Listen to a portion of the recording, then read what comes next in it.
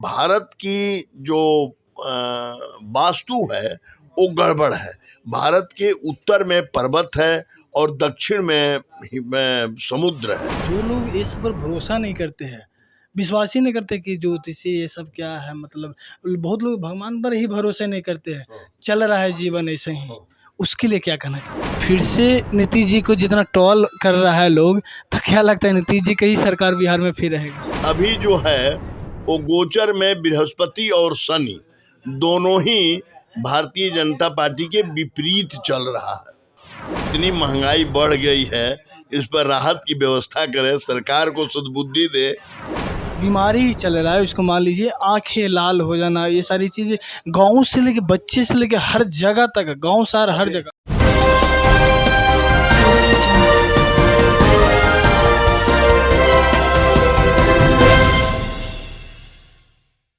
नमस्कार, मेरा नाम सतबीर हुआ, आप देख रहे हैं सच बोलो न्यूज। मैं इस वक्त पटना में हूँ। मैं आप सभी को बता दूं कि मैं और आप या कोई भी, हम लोग परेशान लाइफ में होते ही हैं। कभी ना कभी कुछ ना कुछ कठिनाइयाँ आते हैं, तो ये सबसे हम लोग के कैसे निवारण हो सकता है, निवारण मिल सकता है।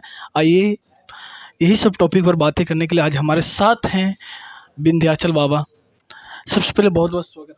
धन्यवाद। इस आजकल जो परेशानियाँ कठिनाइयाँ लोगों के आते रह रहा है, तो ये सबसे कैसे निवारण हो सकता है? देखिए, इसमें निवारण के लिए 3 बात को ध्यान में रखना है। एक तो आपकी ग्रह दशा होती है, ग्रह दशा मतलब समय की अवधि, और दूसरा जो है वास्तु, और तीसरा जो है पितृदोष। ये 3 दोष से आदमी प्रभावित, किसी एक से, कोई 2 से और कोई तीनों से प्रभावित होता है। जिस पर जितना प्रभाव अधिक रहता है वो आदमी उतना ही ज़्यादा परेशानी में रहता है। समझ गए कि नहीं? अब ग्रह दशा तो आप आपकी जन्म कुंडली से या आपकी हाथ की रेखा से या आपके मस्तिष्क के देखने के बाद बता दिया जाता है कि आप इस ग्रह के प्रभाव में ग्रसित हैं। चूंकि भारत की जो वास्तु है वो गड़बड़ है। भारत के उत्तर में पर्वत है और दक्षिण में समुद्र है, जबकि उत्तर में जल रहना चाहिए और दक्षिण में पर्वत होना चाहिए। तो इसको तो हम नहीं बदल सकते हैं।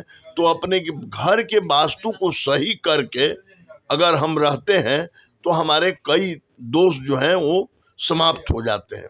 और तीसरा, अपने घर में जो पितृदोष होता है, जैसे कोई अकाल मृत्यु हो गया, कि कोई गर्भपात हो गया, या किसी तरह से परिवार पितृदोष से ग्रसित है, तो वैसे जातक को पितृदोष का निवारण करना चाहिए। और वो निवारण करने के बाद आपको बहुत सफलता मिलती है। ग्रह दोष के लिए तो आप जो है रत्न धारण करते हैं, उसके लिए मंत्र का जाप करते हैं, प्रतिकूल ग्रहों का दान करने का उपाय बताया जाता है। उसी तरह से वास्तु में आप अपने मकान के वास्तु को सही ढंग से ठीक कर लेते हैं।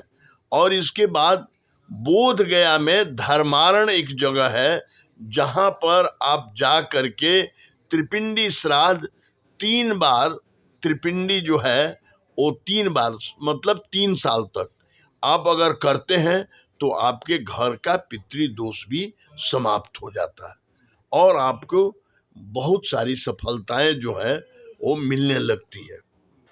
सर एक और सवाल रहेगा। सवाल ये मेरा ये है कि जो लोग ये सब पर भरोसा नहीं करते हैं, विश्वास ही नहीं करते कि ज्योतिषी ये सब क्या है, मतलब बहुत लोग भगवान पर ही भरोसा नहीं करते हैं। चल रहा है जीवन ऐसे ही, उसके लिए क्या कहना चाहते हैं? देखिए, जिसको भरोसा नहीं है, जो नहीं मानता है और जो मानता है, आप एक बात समझिए, प्रकृति तो अपना काम करती है। सपोज करिए कि अभी यहाँ पर नीतीश जी की गवर्नमेंट है, हम नीतीश जी को नहीं मानते हैं, तो नीतीश जी को क्या असर पड़ता है? उन्हीं के दस्तखत से सारा काम हो रहा है ना? कोई नहीं मानता है, इसका मतलब कि उसका प्रचंड दोष जो है उसके सवार है और वह उससे प्रभावित होना निश्चित है। इसलिए उसको प्रभावित होना है, इसलिए उसमें विश्वास नहीं है। और क्या कर सकते हैं? अगर कोई आदमी स्कूल नहीं जाए, बहुत से बच्चे बिना स्कूल नहीं जाए, बहुत से बच्चे ट्यूशन नहीं पढ़ें, बहुत से बच्चे कोचिंग में नहीं जाएं। ये नहीं है कि बिना कोचिंग किए कोई बच्चा नहीं आगे बढ़ सकता है, एक्सेप्शन की बात तो कहीं नहीं है, लेकिन जनरली आप देखते हैं कि नहीं कि जो लोग अच्छे स्कूल में पढ़ते, सेंट माइकल में जो बच्चा पढ़ता है, नेट्रोडम में जो बच्चा पढ़ता है, तो ऑटोमेटिक वो बच्चा अच्छा तो करता है एवरेज स्कूल से। जो आपकी जो सरकारी स्कूल है उसके तुलना में तो उसका तो व्यक्तित्व तो ज़्यादा अलग अच्छा है कि नहीं है।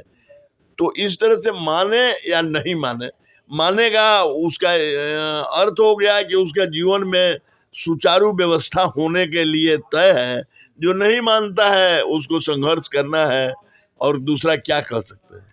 आपने सर एक बात की जिक्र किए, नीतीश जी की बात किए। अगर कोई आप बात माने या ना माने, लेकिन चलेगा तो नीतीश जी की ना। फिर से नीतीश जी को जितना ट्रोल कर रहा है लोग, तो क्या लगता है नीतीश जी का ही सरकार बिहार में फिर रहेगा? अभी सरकार के टाइम में अभी नहीं कहा जा सकता है कि क्या आएगी। अभी उस समय की परिस्थिति आने दीजिए। सरकार तो 25 में ना चुनाव होना है, तो 25 में ग्रह स्थिति जैसी बदलेगी वैसा देखा जाएगा। अभी उस पर हम लोग कोई कमेंट नहीं करें। बाबा ने बताया कि अभी टाइम है, 2025 तक ग्रह बदलेगा तो शायद बिहार की भी स्थिति बदल सकता है। 25 में तो 25 आने में तो अभी लगभग 1.5 साल से समय अधिक है, और उस समय पर पूरे ग्रह गोचर कैसे बदलते हैं उस समय का देखा जाएगा। अभी तो उस पर हम लोग कुछ नहीं विचार किए हैं, है ना। लेकिन 24 में तो ये लग रहा है कि संघर्ष के साथ मोदी जी ही आएंगे। बहुत ये नहीं रहेगा, हाँ, लेकिन हाँ संघर्ष इसलिए कि अभी जो है वो गोचर में बृहस्पति और शनि दोनों ही भारतीय जनता पार्टी के विपरीत चल रहा है। हाँ अभी, और ये 24 के मई जून तक है, तो इसलिए बहुत इजी गोइंग सफलता मोदी जी को भी नहीं मिलेगी। लेकिन अंततोगत्वा सरकार उनकी ही बनेगी। और अगर सरकार बाई चांस नहीं भी बनती है तो कुछ दिन के बाद फिर तोड़ मोड़ करके बीजेपी की ही सरकार बन जाएगी।